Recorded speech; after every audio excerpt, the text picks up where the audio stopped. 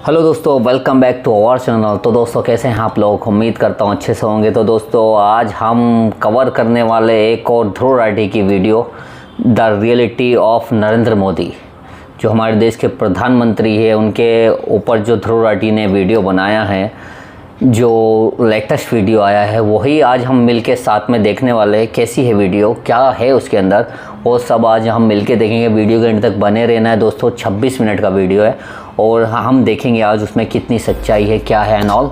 Video के and तक बने रहें। तो चलते हैं वीडियो पर। अरे हम तो फकीर आदमी हैं, झोला लेके चल पड़ेंगे जी। लेकिन पूरी दुनिया में आपने ऐसा कोई फकीर देखा है जो 1,40,000 का चश्मा लगाता हो, खुद घूमते हैं 12 करोड़ की मर्सिडीज में, मतलब भिक्षा मांगकर यहाँ पर फॉरेन टूर भी कर लिए और डिजिटल कैमरा भी खरीद लिया डिजिटल कैमरा के रिलीज होने से पहले। और नरेंद्र मोदी अपने आप को गरीब ही नहीं, बहुत गरीब परिवार का बताते हैं। मित्रों, मैं बचपन में रेल के डिब्बे में चाय बेचता था। वाह, क्या फकीरी है। वो भगवान है हमारे, हम उनकी पूजा करते हैं। सच तो ये है दोस्तों कि ये लोग हमारे हिंदू धर्म को ही तोड़ने मरोड़ने लग गए अपने नफरतखोर एजेंडा को फैलाने के लिए। नमस्कार दोस्तों, जर्नलिस्ट अनिल यादव एक बीजेपी वर्कर मंगल वाजपेयी से बात कर रहे थे कानपुर में। मंगल एक लोडर का काम करते हैं, यानी गाड़ियों में सामान चढ़ाने का काम करते हैं। क्या नाम बताएं? योगी साहब, मेरा मंगल वाजपेयी है। मंगल वाजपेयी है। यहाँ लोडर का काम करवाते हैं। साथ ही साथ ये बीजेपी एमएलए महेश त्रिवेदी के लिए वॉलंटियर भी करते हैं। ये उम्मीद जता रहे थे कि बीजेपी इस बार 400 पार करेगी। चुनाव में किसका माहौल है? बीजेपी जीतेंगी, बीजेपी जीतेगी 400 के ऊपर। लेकिन जैसे जैसे बात आगे बढ़ती है, मंगल अपनी परेशानियों के बारे में बताते हैं। वो बताते हैं कि उनके पास बिजली नहीं है, सीवर की व्यवस्था नहीं है। हमारे पास बिजली नहीं है घर में, हमारे पास लैट्रिन घर में नहीं है, हमारे पास सीवर व्यवस्था नहीं है। उन्होंने बीजेपी एमएलए महेश त्रिवेदी को कई बार कहा, हमने महेश त्रिवेदी से भी कई बार कहा कि 20 फुट पाइप पड़ना है, तो अगर पड़ जाए तो हमारे घर की सीवर व्यवस्था बन जाए। नहीं बन पाई। उन्हें कुछ भी नहीं मिला और ना ही उन्हें कुछ मिलने की उम्मीद है। त्याग तपस्या की मूर्ति है कि कुछ नहीं मिला, लेकिन उसके बावजूद कोई शिकायत नहीं कोई है शिकायत नहीं और ना कोई उम्मीद है मिलने की। और ना उम्मीद है मिलने की। लेकिन फिर भी वो खुद को भाजपा का भक्त कहते हैं। लेकिन ये तो कहा जाता है ना कि भूखे पेट ना होए भजन को पाला। इस पर मंगल वाजपेयी जवाब देते हैं कि ऐसा कुछ नहीं है। आदमी बालू खाकर भी पेट भर सकता है, यानी कि मिट्टी खाकर भी पेट भर सकता है। सब हो जाता है अगर संत चाह लेगा।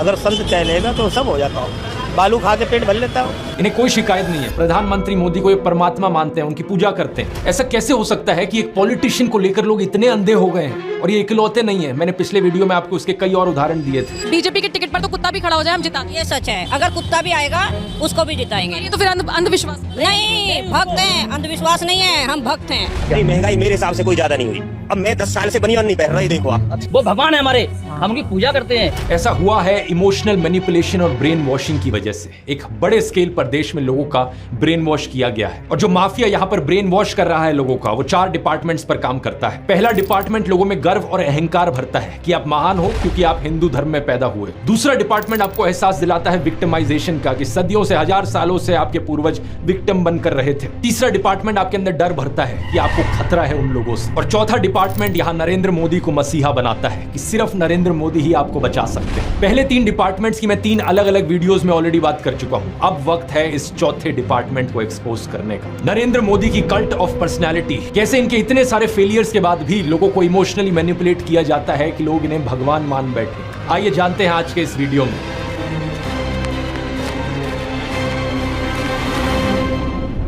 जून 2013 की बात है दोस्तों। राइटर नीलांजन मुखोपाध्याय ने एक किताब लिखी नरेंद्र मोदी के ऊपर। ये एक बायोग्राफी थी। इस किताब में लिखा गया कि कैसे नरेंद्र मोदी जब 6 साल के थे, वडनगर रेलवे स्टेशन पर गुजरात में वो चाय बेचा करते थे। ये चाय बेचने वाला किस्सा तभी से लेकर नरेंद्र मोदी की संघर्ष की कहानी का ये एक मेजर टॉकिंग पॉइंट रहा है। 2015 में जब टाइम मैगजीन ने प्रधानमंत्री मोदी का इंटरव्यू लिया तो उन्होंने बताया कि कैसे वो एक बहुत गरीब परिवार से आते थे, कैसे बचपन में वो चाय बेचा करते थे रेलवे स्टेशन पर। इनकी एग्जैक्ट लाइनें सुनिए। मैं पॉवर्टी में पैदा हुआ हूं, बचपन में मेरा पूरा बचपन पॉवर्टी में बीता है। मेरे लिए पॉवर्टी एक तरीके की पहली इंस्पिरेशन थी मेरी जिंदगी में। लेकिन कितनी सच्चाई है इन बातों में? बहुत से लोगों ने टाइम टू टाइम सवाल उठाए हैं। जैसे कि नरेंद्र मोदी के बचपन की ये फोटो देखिए। वे 1950 यानी 1950 में पैदा हुए थे। क्या उस समय किसी गरीब परिवार में पैदा हुए बच्चे के पास ऐसे कपड़े होंगे? जरा खुद ही सोचकर देखिए। सूट तक पहन रखे हैं इन्होंने अपनी बचपन की फोटोज में। मैं खुद 1994 में एक मिडिल क्लास फैमिली में पैदा हुआ हूं, लेकिन मेरी तो बचपन की ऐसी कोई फोटो नहीं मिलेगी आपको जिसमें मैंने कोई सूट पहन रखा हो। और नरेंद्र मोदी अपने आप को गरीब ही नहीं, बहुत गरीब परिवार का बताते हैं। इंडिया टुडे ने इनकी पुराने घर की एक फोटो पब्लिश करी थी, स्क्रीन पर देखिए। बहुत बड़ा घर नहीं है, लेकिन क्या आपको ये 1950s के किसी बहुत गरीब परिवार का घर दिखता है? परिवार में नरेंद्र मोदी के 5 भाई और 1 बहन है। 2 साल पहले नरेंद्र मोदी के छोटे भाई प्रहलाद मोदी ने कहा था कि उन 5 भाइयों में से जिसका नंबर लगता था वो मदद करने चले जाता था। उनके पिता ने पूरी जिंदगी चाय बेची, उन 5 भाइयों और 1 बहन को बड़ा किया। इसलिए नरेंद्र मोदी को चाय बेचने वाले का बेटा कहना चाहिए। ये पत्रकारों की गलती है। सब भाइयों ने चाय बेची है, मेरे पिता ने पूरी जिंदगी चाय बेची, पूरी जिंदगी। इसीलिए कहा जाए तो चाय बेचने वाले का बेटा कहना चाहिए, चाय बेचने वाला नहीं कहना चाहिए। ये पत्रकारों की गलती है।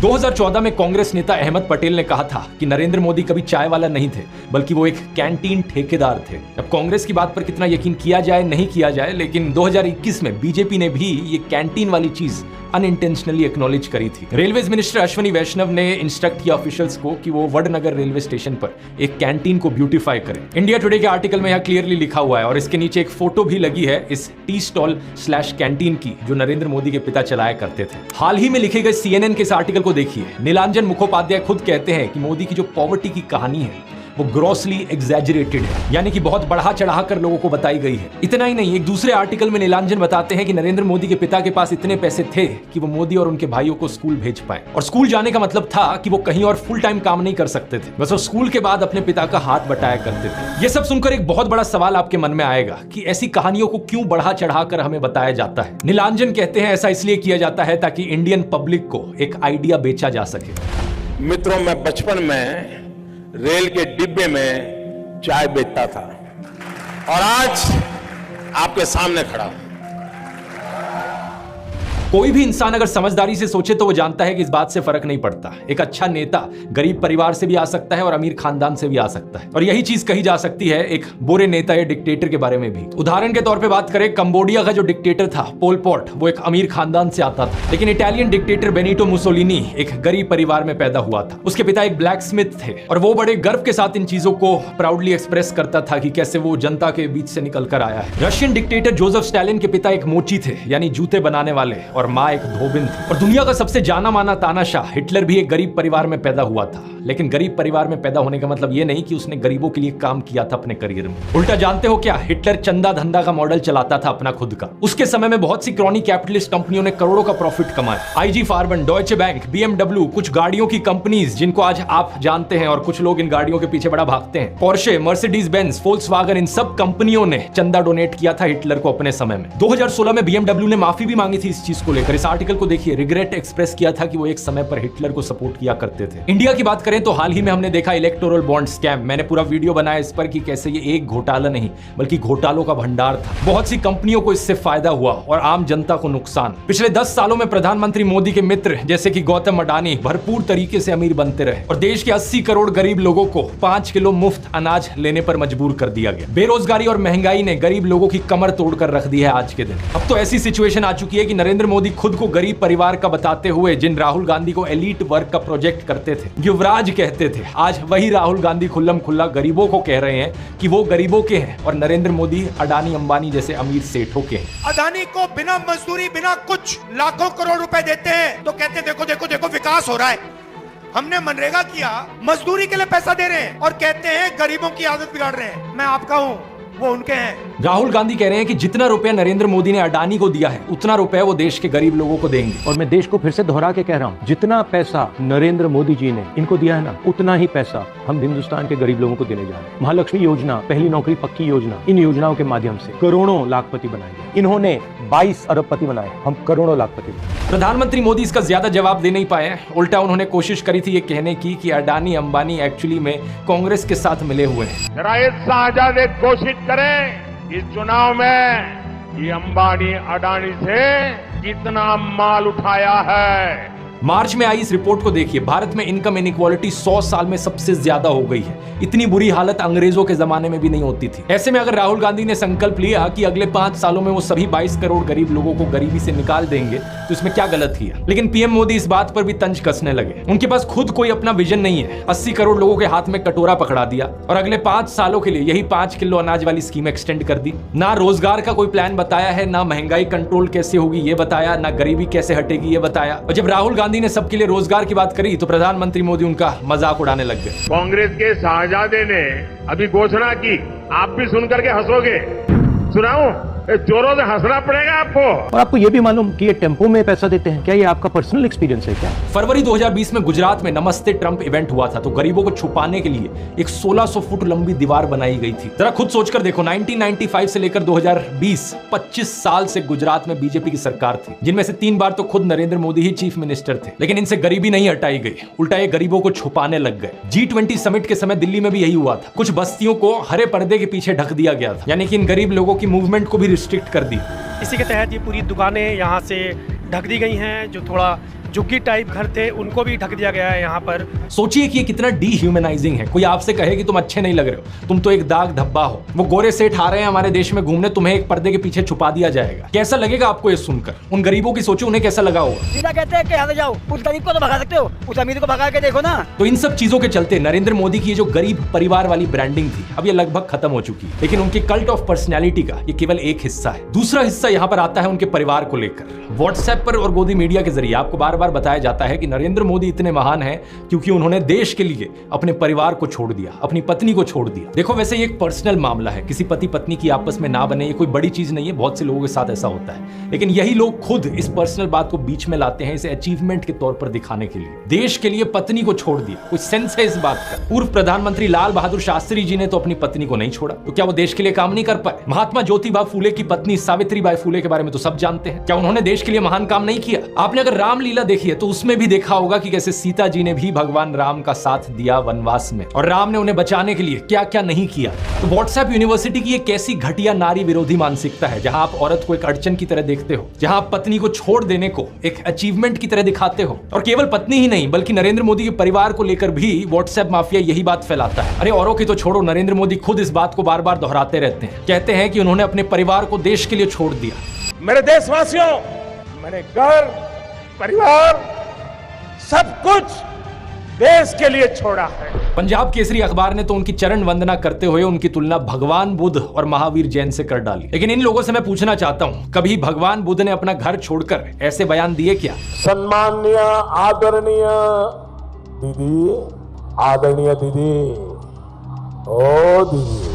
किसी औरत को कांग्रेस का विधवा कहा, 50 करोड़ की गर्लफ्रेंड कहकर अपमानित किया, समाज में नफरत का जहर बोया। सत्ता पाने के लिए भगवान बुद्ध ने ये सब नहीं किया था, वो तो खुद एक राजकुमार थे। वो तो सत्ता को, महल को और सिंहासन को छोड़कर जंगल में गए थे, और उनके पीछे उनके माँ बाप, उनकी पत्नी यशोधरा और उनके बेटे राहुल तो राजमहल में सुविधाओं के साथ जी रहे थे। और जब बुद्ध की ज्ञान प्राप्ति हुई तो जानते हैं उन्होंने सबसे पहले क्या कहा था? oshonews.com पर ओशो के एक लेक्चर का ट्रांसक्रिप्ट दिया हुआ है। जब बुद्ध को ज्ञान प्राप्ति हुई तो पहली बात उन्होंने अपने शिष्यों से ये कही, मैं यशोधरा के पास जाना चाहता हूं, उससे बात करना चाहता हूं। ये सुनकर आनंद व्याकुल हो गए, बोले कि ये ठीक नहीं है, लोग क्या कहेंगे। बुद्ध ने कहा, मुझे उसका धन्यवाद करना है उसकी मदद के लिए, और जो मेरे साथ हुआ, जो मुझे मिला, इसका कुछ हिस्सा मुझे उसे देना है, ये उसका कर्ज है मुझ पर। और वो गए। यशोधरा ने उन्हें देखा, 12 साल का गुस्सा उनके अंदर था।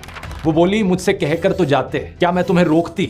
इतना भी विश्वास नहीं था मुझ पर। बुद्ध ने माफी मांगी, ये कहा कि मैं ना समझ था, अब समझ आई तो वापस आया हूं। सुनो, कुछ अद्भुत हो गया है। मेरा पहला दायित्व तुम्हारे प्रति है, इसलिए वह अनुभव तुम्हारे साथ साझा करूंगा। यशोधरा की आंखों से आंसू झरने लगे। अब प्रधानमंत्री मोदी का इंस्टाग्राम अकाउंट देखिए जरा। प्रियंका चोपड़ा और निक जोनस की वेडिंग रिसेप्शन में गए, उन्हें बधाई दे रहे हैं। इस वीडियो को देखिए, विराट कोहली और अनुष्का शर्मा के वेडिंग रिसेप्शन पे जाकर उन्हें गुलाब दे रहे हैं। मलयालम एक्टर सुरेश गोपी की बेटी की शादी में गए। टाइम्स नाउ की एंकर नविका कुमार के बेटे की शादी में गए।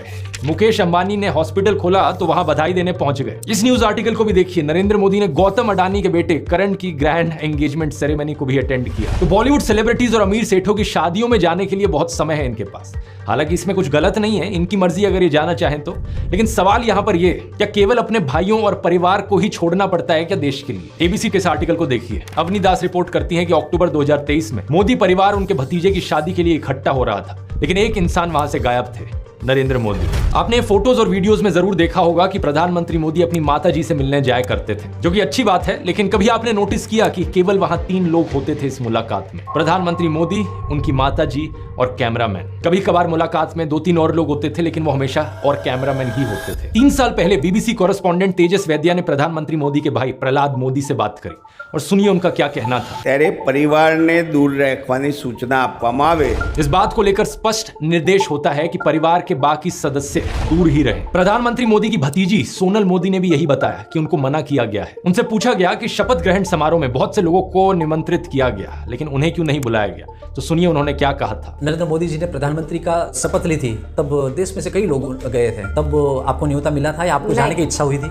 इच्छा तो सबको होती है, पर अफसोस है कि हमें इनविटेशन नहीं दिया गया। G20 की थीम रखी गई थी वसुदेव कुटुंबकम, यानी पूरी दुनिया एक परिवार है, लेकिन खुद के परिवार को, खुद के भाई बहनों को अपने से दूर रखा जाता है इस तरीके से। आखिर क्या कारण है? भगवान राम तो अपने परिवार के साथ रहते थे। राम, लक्ष्मण, भरत, शत्रुघ्न, चारों भाइयों में कितना प्यार था। क्या इसका मतलब यह हुआ कि राम जनता के लिए काम नहीं कर पाए? उन्होंने तो राम राज्य स्थापित किया था, जहां कोई गरीब, बेरोजगार, दुखी नहीं था। मैं फिर से कहूंगा, ये प्रधानमंत्री मोदी का अपना पर्सनल मैटर है। अगर वो बॉलीवुड, अडानी, अंबानी जैसे दोस्तों के साथ ताल्लुक रखना चाहते हैं और अपने परिवार के साथ नहीं, उनकी मर्जी। मुझे प्रॉब्लम इस बात से नहीं है। प्रॉब्लम इस बात से है कि इसे अचीवमेंट की तरह क्यों दिखाया जाता है कि मैंने अपना परिवार छोड़ दिया, देखो मैं कितना महान हूं। ये कोई अचीवमेंट होती है क्या? इसका साइड इफेक्ट ये हुआ है कि बहुत से हिंदू युवा ब्रेन वॉश हो गए हैं। होना ये चाहिए कि वो अच्छे से पढ़ लिख कर कुछ बने, काम धंधा करे, कुछ कमाए और अपने माँ बाप की सेवा करे, लेकिन नहीं, कुछ यूथ की क्या हालत हो गई है कि वो हाथों में तलवार लेकर मस्जिदों के सामने घूम रहे हैं। उन्हें भी अपने परिवार से, अपने माँ बाप से कोई मतलब नहीं। सेलिंग पॉइंट नंबर 1 था मैं गरीब परिवार से हूं। सेलिंग पॉइंट नंबर 2 था कि मैंने अपने परिवार को छोड़ दिया देश के लिए। और सेलिंग पॉइंट नंबर 3 अब आता है फकीरी। नरेंद्र मोदी अक्सर कहते हैं कि उन्होंने भिक्षा मांगकर गुजारा किया। कभी कहते हैं कि 35 साल के लिए, कभी कहते हैं 40 साल के लिए। करीब 40 साल मैंने भिक्षा मांग करके खाया है। मैं 35 साल तक भिक्षा मांग करके खाया। चलो इतनी तो बोलने में गलती हो सकती है, 35 साल हो, 40 साल हो, लोग अक्सर भूल जाते हैं। लेकिन सवाल ये कि वो एमएलए पहली बार बने 2002 में, तब उनकी उम्र होगी 52 इयर्स। लेकिन उससे पहले 90s में ही पता नहीं कैसे उन्होंने फॉरेन टूर्स कर लिए। ये फोटोज देखो उनकी, आईफिल टावर के सामने पेरिस में, व्हाइट हाउस के सामने अमेरिका में, हॉलीवुड के सामने, लंदन गए, वो मलेशिया गए। क्या 40 साल भिक्षा मांगकर इतने पैसे कमाए जा सकते हैं कि फॉरेन के टूर्स कर ले 90s में? और साथ ही साथ इसी बीच में नरेंद्र मोदी ने बीए और एमए की 2 डिग्रीज भी कर ली अलेजिडली। ये कैसे हो गया? आप ही बताओ दोस्तों। साल 1990 में डायकाम मॉडल 1 रिलीज हुआ था, जो कि यूएस में लॉन्च होने वाला दुनिया का पहला कमर्शियली अवेलेबल डिजिटल कैमरा था। लेकिन प्रधानमंत्री मोदी अपने इंटरव्यू में बताते हैं कि उन्होंने पहली बार डिजिटल कैमरा 1987 या 1988 में यूज किया था। मैंने पहली बार डिजिटल कैमरा का उपयोग किया था 87-88 में से। मतलब भिक्षा मांगकर यहाँ पर फॉरेन टूर भी कर लिए और डिजिटल कैमरा भी खरीद लिया डिजिटल कैमरा के रिलीज होने से पहले। वाह क्या फकीरी है। वाह मोदी जी, वाह वाह। अपनी कलम को गिरवी रख चुका एक गीतकार कहता है कि फकीरी है आपके स्वभाव में। एक फकीरी है आपके स्वभाव में। कभी नरेंद्र मोदी खुद ही कहते हैं कि हम तो फकीर आदमी हैं, झोला उठाकर चल पड़ेंगे। अरे हम तो फकीर आदमी हैं, झोला लेके चल पड़ेंगे जी। लेकिन पूरी दुनिया में आपने ऐसा कोई फकीर देखा है जो 1,40,000 का चश्मा लगाता हो? अपनी बूढ़ी माँ को नोटबंदी के लिए लाइन में खड़ा कर दिया और खुद घूमते हैं 12 करोड़ की मर्सिडीज में। एक तरफ तो शास्त्री जी जैसे प्रधानमंत्री देखे हैं देश ने। बताया जाता है कि उनके पास सिर्फ 2 धोती और 2 कुर्ते हुआ करते थे। कुर्ता फटकर इस्तेमाल करने लायक ना रहे तो उसे भी रुमाल बना लेते थे लाल बहादुर शास्त्री जी। लेकिन प्रधानमंत्री मोदी की यूएस विजिट की इन फोटोज को देखिए, एक दिन में 4 बार कपड़े बदलते हैं। द प्रिंट में लिखे गए इस आर्टिकल को देखिए। उत्तराखंड और हिमाचल जाते हुए प्रधानमंत्री मोदी ने 8 घंटे में 4 बार कपड़े बदले। इस टाइम्स ऑफ इंडिया के आर्टिकल को देखिए, प्रधानमंत्री मोदी गंगा आरती करने गए तब भी कपड़े बदलते जा रहे हैं। हुबली टाइम्स वालों ने तो इनकी फैंसी ड्रेस का एक पूरा कोलाज बना दिया। इंडिया टुडे ने भी इनकी 22 हेड गियर्स की कलेक्शन दिखाई है इस आर्टिकल में। और इस इंडियन एक्सप्रेस के कोलाज को भी देखिए। अगर ये फकीरी वाली बात भी नहीं बैठती लोगों में, तो इस सब के बाद अगला हथियार आता है कि इनको भगवान का अवतार ही बना दो। ये एक बार नहीं, 2 बार नहीं, बल्कि कितनी बार कितने नेताओं ने बार बार प्रधानमंत्री मोदी को भगवान से कंपेयर किया है। और मोदी जी भारत में भगवान का वरदान बन के आए हैं। भगवान नहीं, मनुष्य के रूप में नरेंद्र मोदी जी के रूप में अवतार लिया। हमारे माननीय प्रधानमंत्री जो खुद भगवान स्वरूप है। मोदी जी के रूप में श्री रामचंद्र ने जन्म लिया है। मोदी जी है ना, साक्षात भगवान महाकाल जी का अवतार है। मोदी राम और अमित शाह कृष्ण। अरे कुछ लोग तो मंदिर भी बनाने लग गए। पुणे में एक बीजेपी वर्कर ने नरेंद्र मोदी के लिए मंदिर बना दिया। गुजरात में इनका एक मंदिर बना, तमिलनाडु में इनके लिए एक मंदिर बना। क्या मजाक चल रहा है? ये इकलौते नेता नहीं है जिन्हें भगवान से कंपेयर किया जाता है। एक समय पर एडोल्फ हिटलर को भी जीसस से कंपेयर किया जाता था। राजनीति में हिटलर की एंट्री की तुलना की जाती थी जीसस के रिजरेक्शन से। लेकिन उस समय यह सवाल उठा कि ये बात जमेगी कैसे? जीसस तो शांति की मूर्त थे, सूली पर भी चढ़ाया गया उन्हें, तब भी उनके दिल में में कोई नफरत नहीं थी। बोले कि हे भगवान उन्हें माफ करना। जबकि हिटलर तो नफरत का सौदागर था, तो कैसे जीसस का इस्तेमाल किया जाए नफरत फैलाने के लिए और हिटलर को उससे भी कंपेयर किया जाए। इसके लिए हिटलर और नाजी लोगों ने बाइबल को ही बदल डाला। मजाक नहीं कर रहा, ओल्ड टेस्टामेंट जो थी बाइबल की उसे ही हटा दिया गया उनके समय में। जीसस को इस तरीके से चित्रित किया गया कि वो ऐसा लगे कि वो यहूदियों के खिलाफ लड़ने वाले एक फाइटर हो। सिमिलरली बीजेपी के लोग बार बार नरेंद्र मोदी को भगवान का अवतार करके पुकारते हैं, लेकिन यहां भी दिक्कत वही आ जाती है कि नरेंद्र मोदी तो नफरत फैलाते हैं, लेकिन श्री राम की सूरत में दिखती है विनम्रता, सौम्यता, करुणा। राजा रवि वर्मा की इस आइकॉनिक पेंटिंग को देखिए, राम दरबार, जो कि हमारे देश के करोड़ों घरों में लगी हुई है। इस प्रॉब्लम का समाधान ढूंढने के लिए इनके लोगों ने राम की सूरत बदलनी शुरू कर दी। पिछले कुछ सालों में आपने देखा होगा ये एंग्री हनुमान और एंग्री राम की आइकॉनोग्राफी, गाड़ियों के पीछे इसे लगाया जाता है, ये दर्शाने के लिए कि ये है असली में भगवान राम। चरित्र ही बदल दो भगवान का। रामायण में मुसलमानों का कोई जिक्र नहीं है, लेकिन इन लोगों ने रामायण को भी तोड़ मरोड़ दिया अपने नफरतखोर एजेंडा के लिए। 2016 में एक बीजेपी एमपी ने कहा कि मुसलमान तो रावण के डिसेंडेंट्स हैं। व्हाट्सएप माफिया वालों ने हमारे हिंदू स्क्रिप्चर्स में एक झूठा कोट इंसर्ट कर दिया, धर्म हिंसा तथैव च, जो चीज किसी वेद पुराण में नहीं थी, किसी रामायण महाभारत में नहीं थी। इन्होंने जबरदस्ती अपना नफरतखोर एजेंडा बीच में घुसा दिया उसके। धर्म हिंसा तथैव च, आपको जान करके आनंद होगा कि ये किसी भी ग्रंथ में कहीं पर भी नहीं लिखा हुआ है, और इससे आपके रोंगटे भी खड़े हो जाने चाहिए कि ये कौन सी सेंट्रलाइज्ड कॉन्स्पिरेसी यूनिट है जो इतनी बड़ी बड़ी साजिशें करती है कि जो बात धर्म ग्रंथ में लिखी भी नहीं हुई है उसको संस्कृत में लिख करके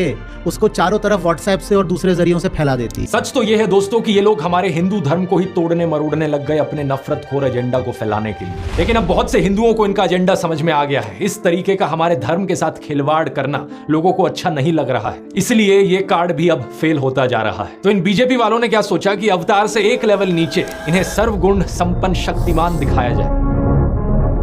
वाह क्या सीन है, वाह क्या सीन है। लेकिन किसी को यहां शक्तिमान बनाने का सबसे आसान तरीका है कि दूसरी साइड वाले की इमेज नीचे गिराओ।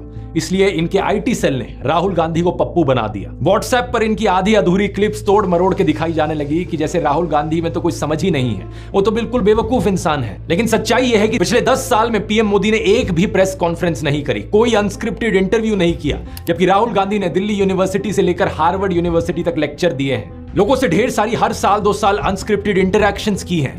ये बात सही है कि उनकी कुछ फनी क्लिप्स जरूर है जहां उनके मुंह से कुछ उलट पुलट निकल गया। This morning I got up at night. लेकिन ऐसी क्लिप्स तो नरेंद्र मोदी की भी बहुत है। तीसरा कहा था विमेन डेवलपमेंट की मैंने बात कही थी, मैं कब हो गया ये? नरेंद्र मोदी वही हैं जो नाले से निकलने वाली गैस से चाय बनाने की बात करते हैं। कहते हैं कि पसीने से मुंह पोंछ लेता था तो ग्लो आ जाती थी। कभी ये क्लाइमेट चेंज को डिनाई करते हैं कि गर्मी नहीं बढ़ रही बल्कि हमारी गर्मी सहने की शक्ति कम हो रही है, तो कभी ये बादलों से रेडार का सिग्नल रोकने की बात करते हैं। लेकिन मैंने कहा इतने क्लाउड है, बारिश हो रही है, तो एक बेनिफिट है कि हम राडार से बच सकते हैं। एक तो जानते नहीं है, ऊपर से अहंकार इतना कि अपने अज्ञान का भी एहसास नहीं। एक दफा मोदी दूसरे देश में गए थे, वहां भारत का राष्ट्रीय गान चल रहा था और ये बीच में ही चलने लगे। ऐसी गलती किसी से भी हो सकती है, लेकिन बात मैं यहां पर यह बताना चाह रहा हूं कि प्रधानमंत्री मोदी की भी फनी क्लिप्स बहुत सारी हैं। दूसरों को पप्पू बोलने से पहले अपनी क्लिप्स पर नजर डाल लो। पप्पू को हारने का डर लग रहा है, पप्पू को नहीं बनाएंगे। और अभी तो एक बहुत बेहतरीन मौका मिला है। हमारे फॉर्मर सुप्रीम कोर्ट के जजेस ने राहुल गांधी और नरेंद्र मोदी दोनों को एक 1-on-1 डिबेट के लिए इनवाइट किया है। राहुल गांधी तो इस इनविटेशन को ऑलरेडी एक्सेप्ट कर चुके हैं, लेकिन नरेंद्र मोदी अभी भी चुप है। अगर ऐसा होता है तो जनता के लिए भी एक बड़ा सीधा मौका होगा देखने का कि नरेंद्र मोदी और राहुल गांधी में से कौन ज्यादा समझदार है, कौन ज्यादा इंटेलिजेंट है और कौन ज्यादा केपेबल लीडर है देश के लिए। लेकिन नरेंद्र मोदी अगर इस डिबेट से भागते हैं और जवाब ही नहीं देते तो समझ जाना कौन यहां पर बेहतर है। इस कल्ट ऑफ पर्सनैलिटी में प्रधानमंत्री मोदी का सबसे बड़ा कार्ड है सब जगह फोटो चिपकाओ। बचपन में मैं सोचता था कि ये कोका कोला जैसी ड्रिंक्स की एड्स क्यों आती हैं टीवी पर, हर कोई तो जानता है कि कोका कोला क्या है। बाद में मुझे समझ आया कि out of site is out of mind, यानी नजर से बाहर तो दिमाग से बाहर। और इसकी उल्टी एक टैक्टिक है, जितना नजर में रहोगे उतना लोगों के दिमाग में घुसोगे। अखबार पर नरेंद्र मोदी, रेडियो पर नरेंद्र मोदी, टीवी चैनलों पर नरेंद्र मोदी, फेसबुक पर नरेंद्र मोदी, पेट्रोल पंप की होर्डिंग्स पर नरेंद्र मोदी, सड़क पर पोस्टर छपे हैं, गूगल एड्स पे करोड़ों खर्च करके अपना चेहरा दिखा रखा है, हर एक सरकारी स्कीम के इश्तिहार पे। अरे ये सब तो छोड़ो, कोविड वैक्सीन के सर्टिफिकेट पे भी नरेंद्र मोदी। सेल्फी पॉइंट्स तक बना डाले इन्होंने जगह जगह। 2022 की इस रिपोर्ट को देखिए। आईएनबी मिनिस्ट्री ने बताया कि सरकार ने 8 सालों में 6,400 करोड़ से ज्यादा रुपए खर्च किया एडवर्टाइजमेंट्स पर। हर रोज का 71 लाख रुपए तो अखबारों में ऐड देने में लगा दिया। और ये सब तो सरकारी पैसे से चलने वाली एड्स थी। इसके अलावा जो पार्टी फंड से चलने वाली एड है वो अलग, और गोदी मीडिया के एंकर जो दिन रात चाटुकारिता करते हैं वो अलग। हर जगह नरेंद्र मोदी। एक गायक थे जिम मॉरिसन, उन्होंने कहा था कि जो मीडिया को कंट्रोल करता है वो दिमाग को कंट्रोल करता है। लेकिन एक और सिंगर थे बॉब मार्ले, उन्होंने कहा था कि हर वक्त हर किसी को बेवकूफ नहीं बनाया जा सकता। और अब यही हो रहा है कि हर तरफ मोदी का चेहरा देखकर लोग उकता गए हैं। और ये जो वॉर रुकवाने वाली कहानियां हैं, इन पर पूछा जा रहा है कि इतनी ही वॉर रुकवाने वाले हो तो मणिपुर की हिंसा क्यों नहीं रुकवा देते। इलेक्ट्रॉन बॉन्ड का पैसा है, कहीं तो यूज होगा। किसी एक्टर को उठा के बेटी बना देंगे, पापा ने वॉर रुकवा दी, पापा मणिपुर के दंगे क्यों नहीं रुकवाते। लोग पूछ रहे हैं कि भारत में सब चंगा सी है तो 2022 में सब रिकॉर्ड तोड़ते हुए 2.25 लाख लोगों ने भारतीय नागरिकता क्यों छोड़ दी। इस मोदी मैजिक के खत्म होने का सबसे बड़ा सबूत यही है कि बीजेपी को दूसरी पार्टियों के उन नेताओं को अपनी पार्टी में लाना पड़ रहा है जिन पर भ्रष्टाचार के एक से बढ़कर एक आरोप लगे। अगर मोदी मैजिक अब सही में बचा होता तो मोदी के नाम से ही चुनाव जीता जा सकता था। इन बाहर के नेताओं को लाने की जरूरत नहीं थी अपनी पार्टी में। ये झूठ, डर और नफरत फैलाने की जरूरत नहीं थी। इस वीडियो में तो मैंने आपको नरेंद्र मोदी का वो चेहरा दिखाया है जो व्हाट्सएप माफिया आपको दिखाता रहता है। अगले वीडियो में मैं आपको दिखाऊंगा उनका असली चेहरा, उनके माइंड में क्या क्या चलता रहता है। यहां मैं आप लोगों का धन्यवाद करना चाहूंगा क्योंकि आप लोग इतने जज्बे के साथ इनकी इस झूठ और नफरत की फैक्ट्री को तबाह करने में लगे हुए हो। हमारे इस मिशन 100 करोड़ पर लगे रहिए। ये देखकर खुशी होती है कि किसी का कमेंट आता है ये कहते हुए कि आपने एक वीडियो को 850 लोगों के साथ शेयर किया व्हाट्सएप पर। कहीं पता चलता है कि प्रोजेक्टर स्क्रीन पर दिखाकर आप वीडियो चला रहे हो राजस्थान की गलियों से लेकर वेस्ट बंगाल तक। किसी ने टीवी लगा दिया बाहर मुंबई में ताकि लोगों तक सच पहुंचाया जा सके। इसी तरीके से लगे रहो। हमें देश के लोकतंत्र को बचाना है, देश के संविधान को बचाना है। वोट करने जरूर जाना और अपने आसपास के 10 लोगों को कन्विंस करना वोट करने के लिए। वोट करना इस नफरत और झूठ के खिलाफ। मुझे यकीन है कि हम इकट्ठे मिलकर देश को बचा लेंगे। अगर आपने इस ब्रेन वॉशिंग माफिया के चारों डिपार्टमेंट्स के बारे में पहली बार सुना है तो इस वीडियो को जरूर देखिए। यहां पर मैंने शुरुआत से समझाया था पहले डिपार्टमेंट के बारे में। क्लिक करके देख सकते हैं। इनकलाब जिंदाबाद। जय हिंद।